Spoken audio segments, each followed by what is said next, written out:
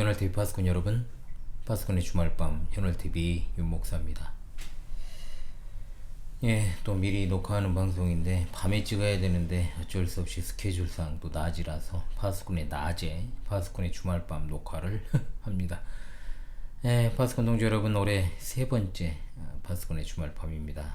이 영상이 올라가는 시점은 신앙 수련회 둘째 날 밤이 무르익고 있겠네요. 그럼에도 불구하고 이렇게 찾아뵙는다는 것은 늘 여기에 몰두하고 있음에도 분명 이제 울타리 바깥에 있는 같은 신앙을 고백하는 우리 동지들께 마음이 여전히 나는 있다라는 것을 보여드리려는 목적이니까요. 다른 것 없습니다. 그잖아요. 제가 품고 있는 양들만을 목회한다라고 생각한다면 제가 수련회에만 집중하면 그만입니다. 미리 이렇게 찍을 필요도 없고 방송 고민할 필요도 없겠죠. 그러나 그것이 전부가 아니기에 우리 동지들께서도 함께하는 또한 하나님께서 제게 어떤 측면에서는 맡겨주신 양들이기 때문에 제가 그 사명으로 이렇게 찾아뵙습니다. 여러분, 이번 한 주는 어떻게 보내셨습니까? 늘 그렇듯 저는 분주하게 달려왔습니다. 1월 넷째 주일 앞둔 토요일입니다. 캠프와 수련회를 언제 다 진행할까 준비하고 진행하는 과정들 여러 고민도 했는데 이렇게 캠프도 마치고 수련회도 진행을 하고 있네요. 여러분, 이번 주 구원의 여정에서 여전히 주님의 뜻을 따라 사셨으리라 믿습니다. 우리에게 주어진 주말 밤은 다른 게 아니고 지난 한 주를 돌아보고 또 하나님 앞에서의 우리의 삶의 전반을 되돌아보는 그런 계기로 삼는 시간이 되어야 됩니다. 오늘은 2025년 1월 25일 토요일입니다. 1월 넷째 주일 앞둔 주말 기도하며 파수꾼의 주말밤 시작하도록 하겠습니다.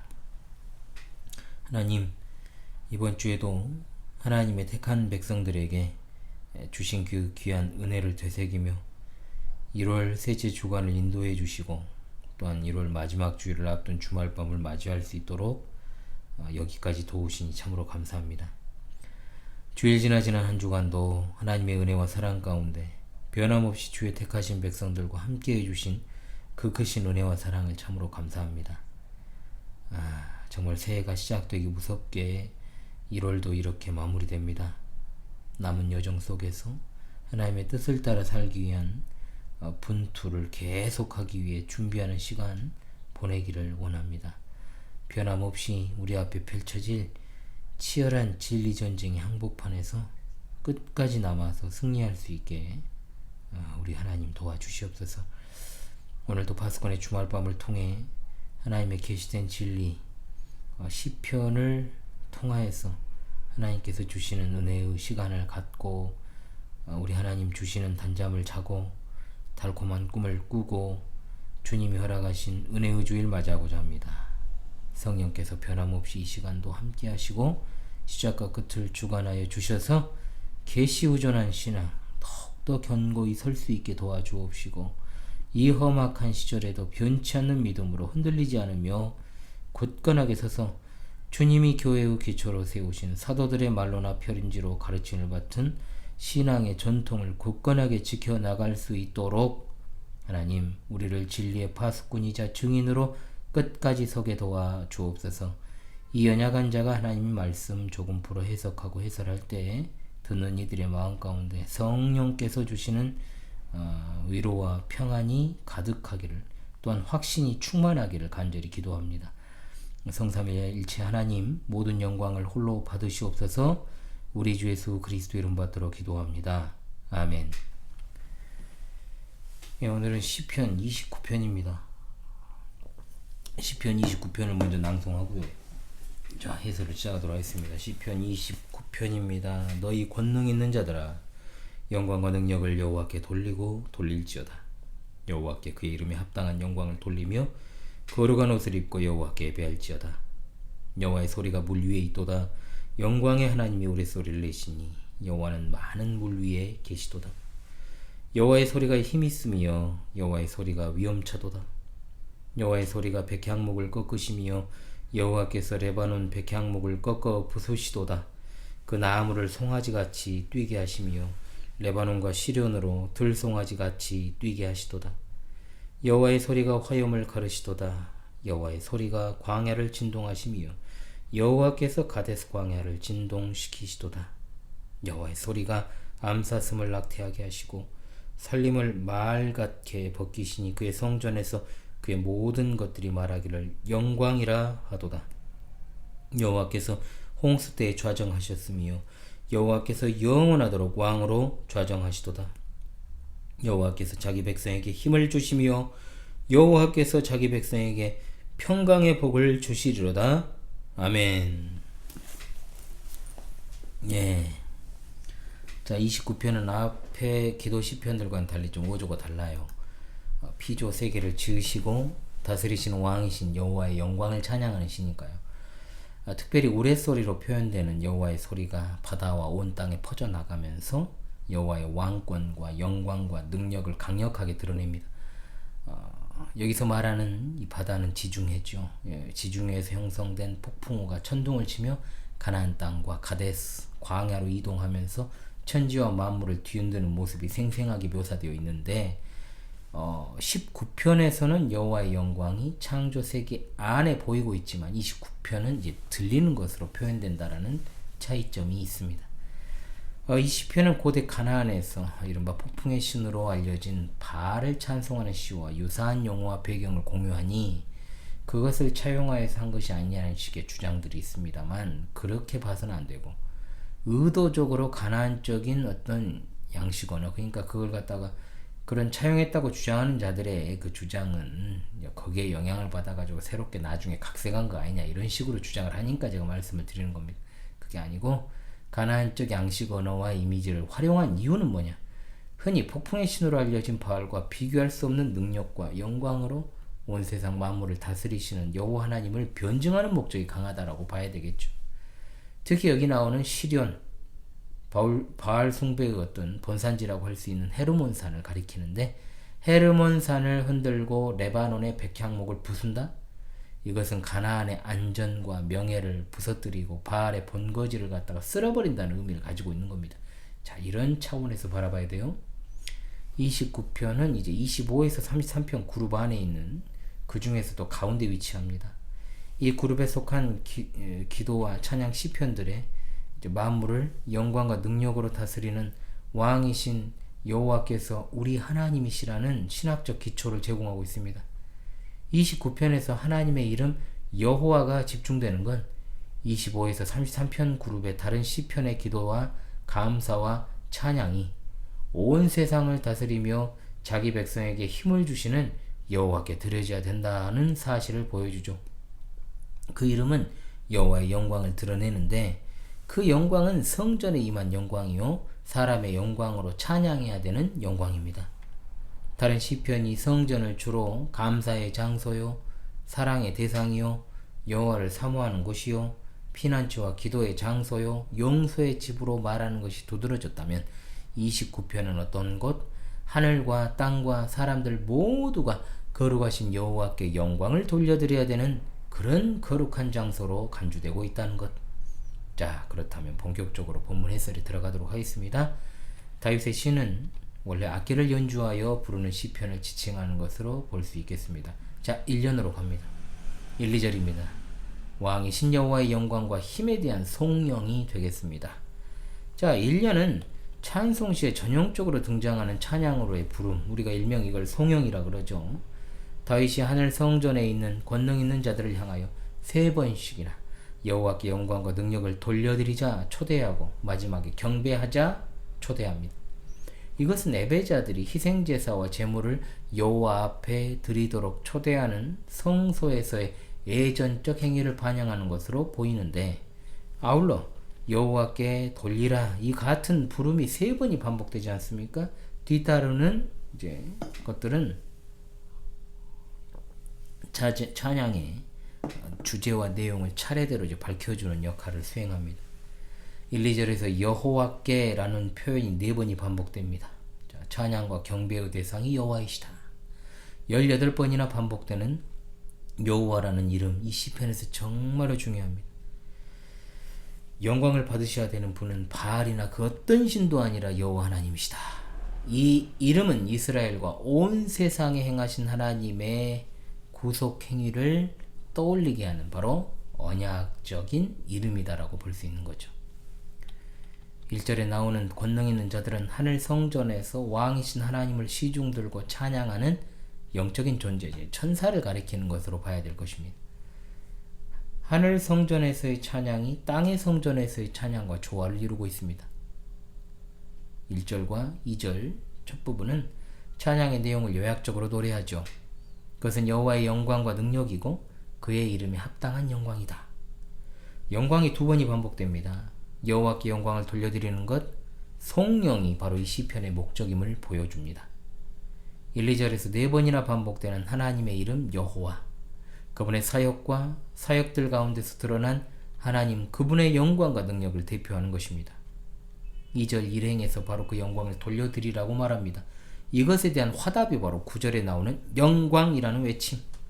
1절에서 이 영광과 함께 나오는 단어 능력은 28편 8절에서 고백되었고 또 11절에서 다시 등장하죠. 이 힘은 창조와 구원 사역의 원동력이라고 말할 수 있습니다. 2절 마지막에서 찬양을 드리라는 명령으로 이루어진 앞의 행들과는 약간 다른 여호와께 예배할 것을 명령하는 것으로 이제 2절 마지막 행이 나오죠. 이것은 1절의 찬양과 함께 하늘 성소를 암시하는 겁니다. 거룩한 옷을 입고로 번역된 어구는 신약에서는 이게 거룩한 행실을 상징하는 비유적 의미입니다. 이것은 여호와의 영광을 그림처럼 묘사하는 단어다라고 할 수 있겠습니다. 이언으로 가죠. 3절로 이제 9절까지 형성되어 있습니다. 여호와의 소리, 굉장히 중요하죠. 소리입니다. 소리는 듣는 거잖아요. 여호와의 소리를 통해서 나타난 여호와의 영광을 찬양하는 부분입니다. 시편의 본론 부분입니다. 이 부분에 1, 2절에서 찬양의 주제였던 것이 바로 여호와의 영광이지 않습니까? 이제 우레소리를 통해서 들려지는 여호와의 소리 가운데서 어떻게 이것이 피조세계, 즉 창조된 세계에 나타나는지를 노래합니다. 그래서 여호와의 소리라는 표현이 무려 7번이 나오는데 영광이라는 단어가 3절과 9절에 등장하여서 이 여호와의 소리를 갖다 감싸는 역할을 수행하고 있죠.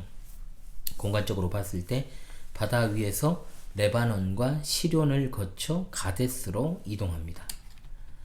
자, 3, 4절입니다. 우레소리가 나오죠. 이 부분은 여호와의 소리를 대변하는 폭풍우가 바다 위에서 강력한 소리를 발하는 모습을 그립니다. 자, 인간들이 참 자연을 거스를 수가 없는데, 자연의 어떤 그런 것들을, 그 중에서도 가장 제어하기 힘든 것이 바다죠. 그런데 하나님께서 그 바다를 갖다가 제압하고 계시는 그 통치하심을 찬양하는 내용입니다. 폭풍우는 우주에 대한 하나님의 주권을 상징하는 일종의 표적이라 볼 수 있죠. 3절은 물들 위에라는 표현이 2번 등장합니다. 또한 여기도 전체를 하나로 묶습니다. 여호와의 소리가 바다 위에서 혹은 혼돈을 상징하는 그 바다를 제압하여 울리는 장면을 서론적으로 선포하고 있습니다. 아울러 영광의 하나님이신 여호와께서 스스로 그 소리를 물들 위에 울리게 하신다라고 노래합니다. 3절에서 봐야 되는 것은 여호와의 소리를 여호와의 영광을 드러내는 여호와의 대리자로 소개합니다. 3절, 5절, 8절에서 자주 여호와의 소리 그리고 여호와께서 교차적으로 사용되는데 이것은 이런 사실을 갖다가 명확히 반영하는 거죠. 무엇이 여호와의 소리입니까? 그것은 바로 영광의 하나님이 발하시는 우레소리입니다. 우레소리. 자, 천둥소리는 당시 세계에서 경험할 수 있는 가장 강력하고 무서운 소리입니다. 천둥소리 자체가 여호와의 소리라고는 할 수 없지만 우리가 현실에서 경험하는 뇌성을 한번 벼락칠 때 생각해 보세요. 그야말로 온 세상의 심판자이신 여호와의 능력의 소리를 상기시키기에 충분하죠. 제가 어린 시절에 봤던 참 전설의 고향이라는 그 프로그램에서도 늘 천둥소리가 어떤 그 이미지로 사용됩니까? 하늘이 노했다, 이걸 갖다 보여주는, 그리고 공포스러운 분위기를 조성하는데 이 천둥만한 게 없죠. 하나의 장치로 자주 사용되었던 것을 지금도 마찬가지죠. 우리가 보게 됩니다. 3절에서 물들 위에 있다라는 것과 많은 물 위에 계시다는 표현, 굉장히 중요한 의미를 지닙니다. 여기서 물은 10절의 홍수와 함께 이스라엘 백성들에게 가장 가까이 있던 지중해를 가리킬 가능성이 크죠. 그러나 바다라고 하는 것은 신학적으로 봤을 때 하나님을 대적하는 세력들로 종종 묘사됩니다. 지중해에서 발생한 폭풍우, 그리고 그 폭풍우가 동반하는 바람, 번개, 천둥. 자, 바다 위에서 강력한 힘을 발휘하는 모습은 그런 바다와 같은 세력까지도 제어하시는 여호와의 능력을 보여줍니다. 동시에 바다와 이 세상을 통제하는 신은 결코 바알이 아니다. 여호와 하나님이시다 라는 것을 증명하고 변증하는 의미도 들어있습니다. 4절에서 다윗은 지중해 가운데 천둥 소리가 울려 퍼지는 모습을 보면서 여호와의 소리가 힘이 있고 위험차다라고 노래하고 있죠. 자, 이것은 1, 2절에 천상에서 드려지는 찬양과 연결됩니다. 비록 단어는 다르지만 1절에서 천사들은 여호와의 힘을 찬양하고 2절에서는 위엄이라는 단어로 거룩함의 광채 가운데 계신 여호와를 찬양합니다.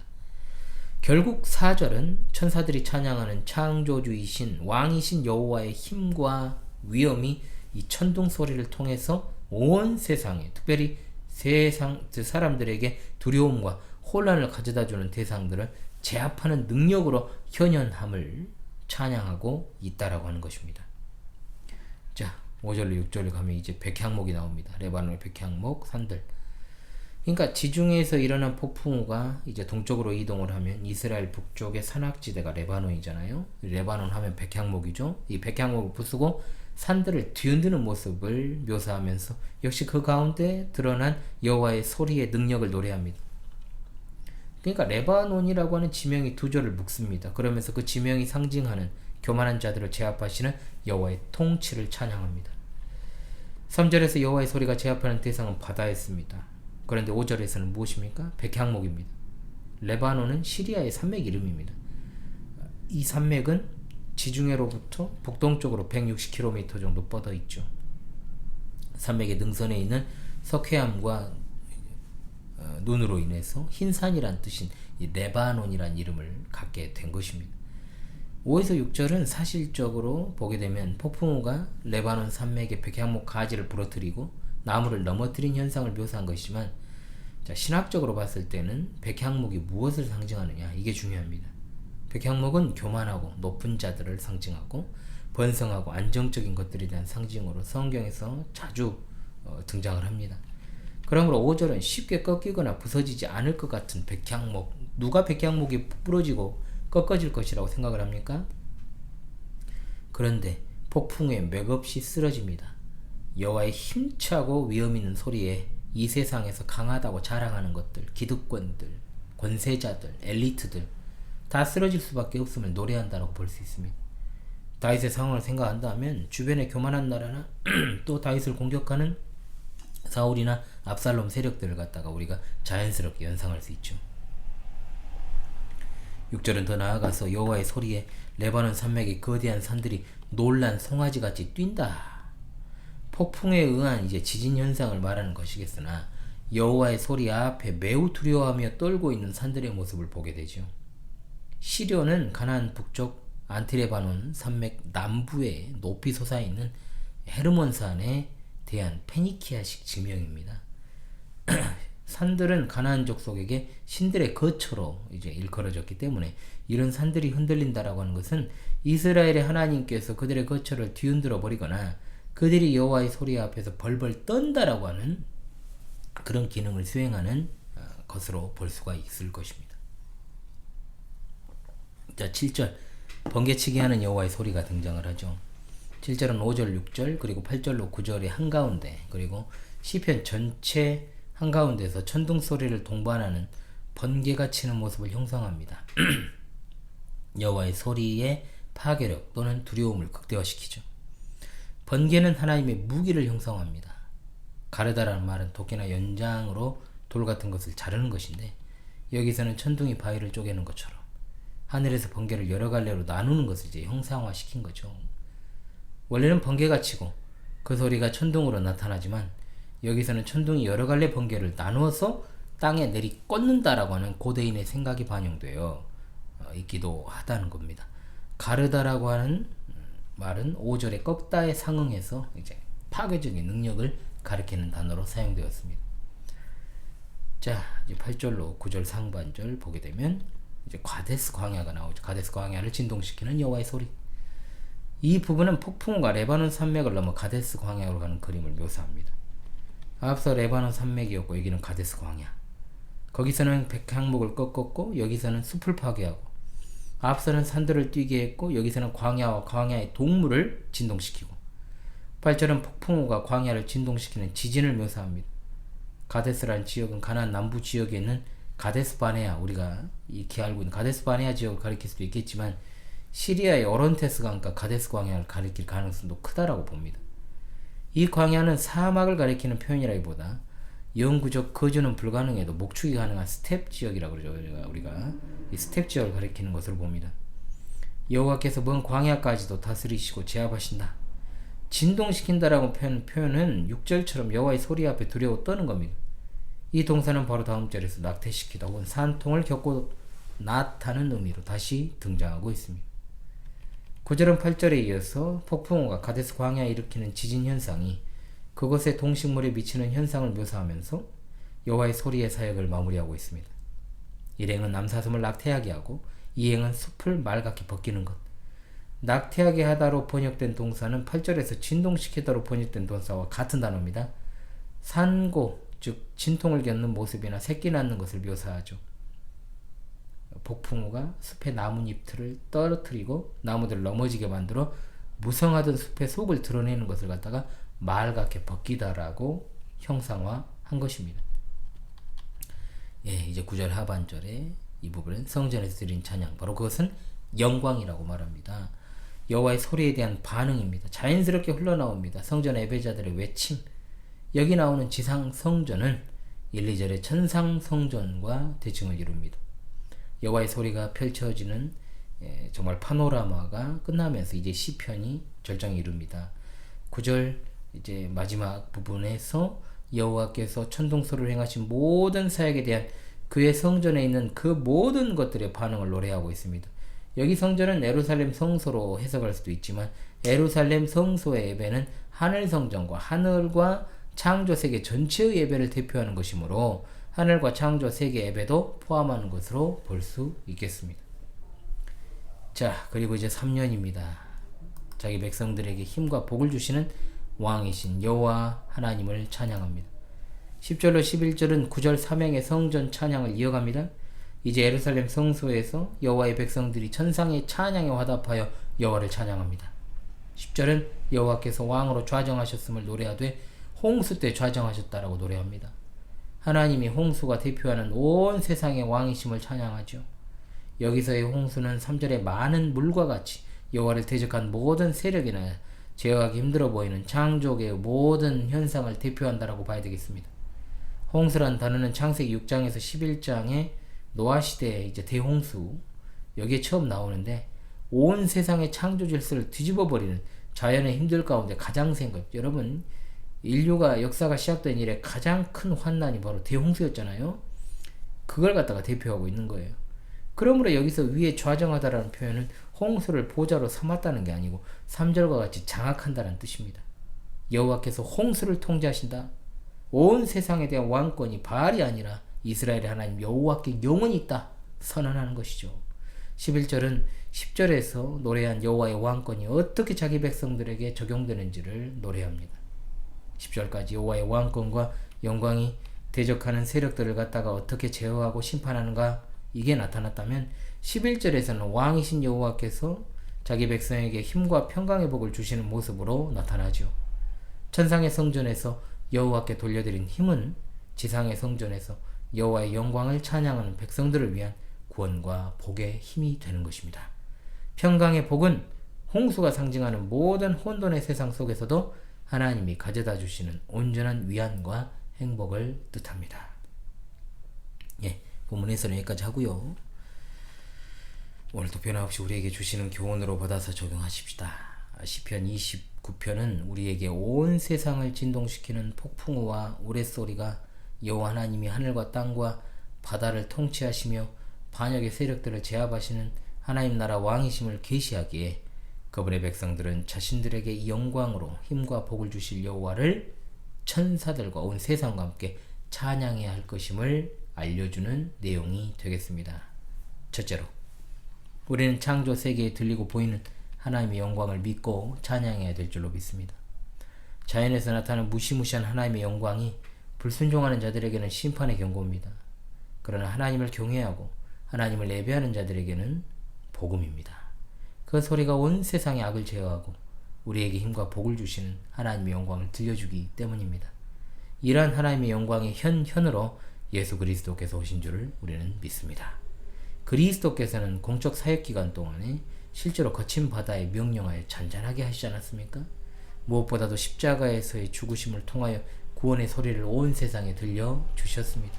그러므로 사탄과 그에게 부역하는 악한 영들과 악인들에게 고통당하는 참된 교회 의인들, 자연계의 우레소리를 통해서 사탄과 그에게 부역하는 악한 영들과 이 악인들을 갖다가 멸하신 예수 그리스도만을 바라봐야 될 줄로 믿습니다. 물 위에 좌정하신 하늘 왕이신 하나님께서 지금도 땅과 바다를 밟고 반역하는 세상을 향한 심판을 준비하고 계십니다. 우리는 고난 가운데서도 성령님을 통해서 영광의 하나님이 주시는 힘을 공급받게 됩니다.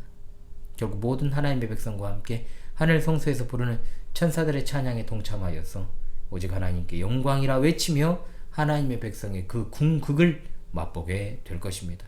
나라와 권세와 영광이 아버지께 영원히 있사옵나이다. 예수님께서 가르치신 기도를 갖다가 다시금 생각하십시다.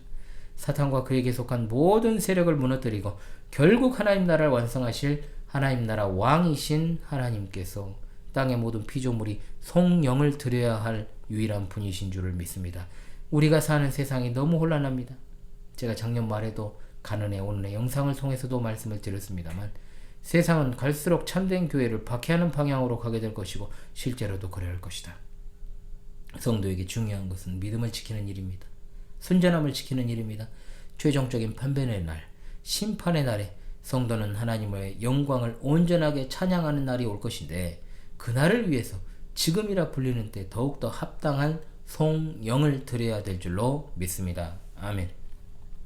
둘째로, 성도는 창조 세계에 들리고 보이는 하나님의 영광을 두려워해야 됩니다.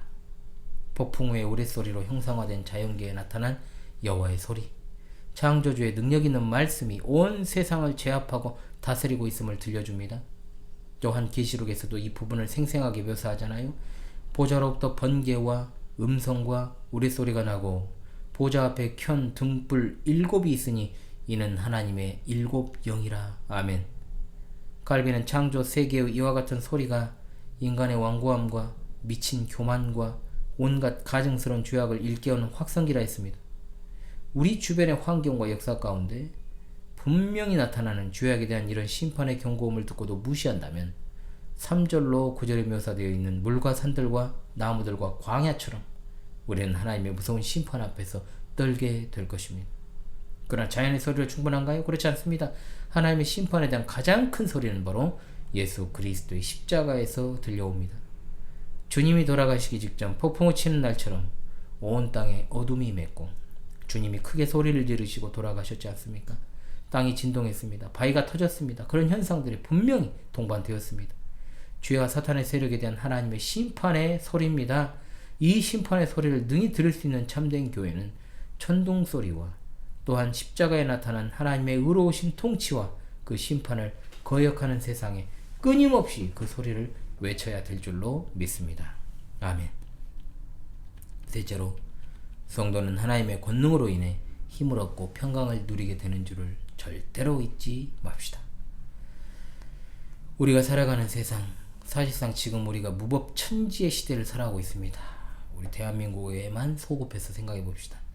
이 나라 대한민국은 외형적으로 세계 12위의 경제 대국이고 군사력으로는 비록 핵무기는 없지만 6위에서 7위 왔다 갔다 하는 군사 강국입니다. 그러나 내부적으로는 행정, 입법, 사법부 3권이 완전히 마비되어 버렸고 붕괴되었고 특히 행정부는 대행의 대행 체제이며 아무런 힘이 없고 사법부나 입법부가 제대로 된 기능을 하지 못하는 사실상의 무정부 상태에 빠져 있습니다. 2차 세계대전 이후에 독립한 나라들이 많죠. 그 중에서 비교할 수 있는 표본조차도 찾아보기 어려운 북한이라는 비정상적이고 마초적인 컬트 집단을 마주하고 대치하고 있는 상황에서 군은 제 기능을 상실해버렸습니다. 과연 전쟁이 일어나도 그 많은 첨단 무기를 운용할 수 있는지의 여부가 궁금하고 경찰은 민중의 지팡이가 아니라 특정 집단의 짜바리로 전락해버린 이 나라의 현실을 보면서 작년 말부터 얼마나 불안하고 초조한지 모릅니다. 어린 자녀들을 보면 눈물이 나고 이 각박한 세태와 현실 속에서 좌우 대립을 하고 있지만 여러분 진짜 우리가 대한민국 정부 수립 즈음 하에서의 좌우 대립이라면 진짜 총이나 칼을 들고 싸워야 되는 게 맞죠. 그러나 정확히는 좌우 기득권들을 대리하여 시민들이 전쟁을 하고 있으나 상대적으로 지금은 한쪽이 일방적으로 법 질서를 유린하는 폭도로 인식되고 있으니 역사는 참으로 돌고 도는 것이 아닌가라는 생각을 해보기도 합니다. 이런 상황 속에서 이 나라 대한민국이 성도의 삶을 평안하게 하고 안온하게 하는 것이겠습니까? 그렇게 할 수 있겠어요? 더욱더 우리는 하나님의 말씀만 의지해야 됩니다. 여호와께서 자기 백성에게 힘을 주심이요 여호와께서 자기 백성에게 평강의 복을 주신다. 비록 내가 밟고 서 있는 이 나라 대한민국이 갈기갈기 찢어지고 분열하고 너무나도 가슴 아프지만 전혀 국민의 안전을 보장할 수 있는 그 어떤 장치도 군경이다 이상하니까 하나님은 그 가운데 있는 자기 백성인 교회 그 가운데서도 참된 하나님의 백성들을 생각하시고 이 나라를 유지시켜 주시고 인도하여 주시는 줄을 우리가 믿어야 될 것입니다. 마땅히 우리 할 일을 하되 하나님이 우리 구원의 방주시요 피할 바위이심을 잊지 말고 원수들이 사방에서 둘러서서 진을 칠지라도 담대하시기 바랍니다. 세상의 멸망이 코앞에 다가오더라도 우리는 절대 흔들리지 않습니다. 왜냐? 세상의 끝은 우리 주 예수 그리스도께서 오시는 날이기 때문입니다. 오셔야 이루어지는 일이기 때문이기도 합니다. 네, 우리 파수꾼 동지 여러분, 이렇게 한 주가 마무리됩니다. 이 영상이 올라가는 즈음에는 둘째 날 저녁 강의 지금 한참 하고 있겠네요. 지금 다음 주는 이제 설 명절이 이렇게 길게 형성이 되어 있습니다만 방송 공지를 좀 미리 드린다면 해야겠지만 또 일단 월요일 이번 주 하나님 말씀은 정상적으로 진행을 합니다. 그리고 지난 15일에서 17일에 있었던 성경교리학교 캠프 영상을 캠프를 편집이 되는 대로 올려서 주중에는 좀 다 올려보도록 하겠습니다. 31일에 있을 파수꾼의 단상은 동계 사역을 마치고 든 소감을 중심으로 한 말씀 올리든지 멋지게 해보고요. 토요일 파수꾼의 주말밤은 시편 해설을 잠깐 쉬고요. 다른 내용 가지고 찾아오겠습니다. 원래대로 하면 마지막 주니까 파밤을 해야 되잖아요. 그런데 넘겨야 될 것 같습니다. 여러분 아시다시피 그럴 짬이 없습니다. 그래서 조만간에 라이브를 진행하고 여러분 인사드리겠습니다. 한 주간도 참 애쓰셨습니다. 여러분 이번 주 구원의 요정도 현월이와 이 부족한 현월이와 함께 해주셔서 감사했습니다. 여러분 평안한 주일 맞이하시고 누리시길 바랍니다.